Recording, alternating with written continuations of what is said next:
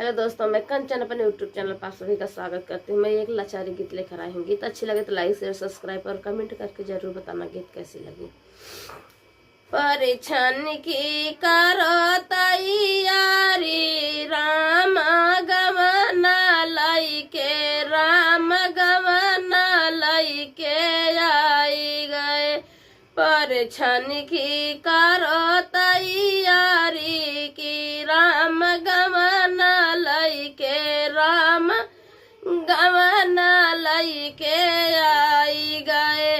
माता कौशल्या हो परिछन को निकली, माता कौशल्या हो परिछन को निकली। सोने के थाल सजाई, राम गवना लई के, राम गवना लई के आई गए। सोने के थाल सजाई की, राम गवना लई के, राम गवना लई के आई गए। परिछन की करो तैयारी की, राम गवना लई के, राम गवना लई के आई गए।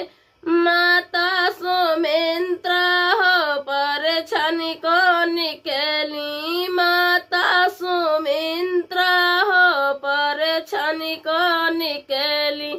मोतियन झालर लगाई, राम गवना लई के, राम गवना लई के आई गए। मोतियन झालर लगाई, राम गवना लई के, राम गवना लई के आई गए। परिछन की करो तैयारी की, राम गवना लई के, राम गवना लई के आई गए।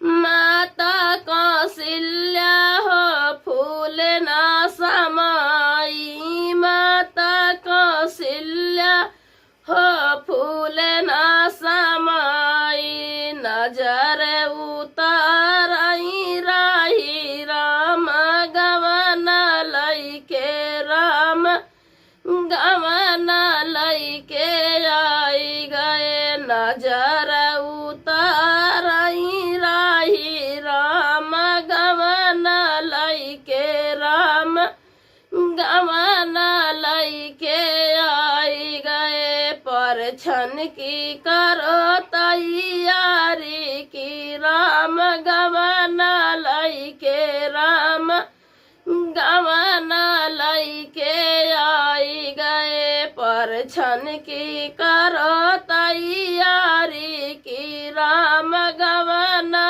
लई के, राम गवना लई के आई गए।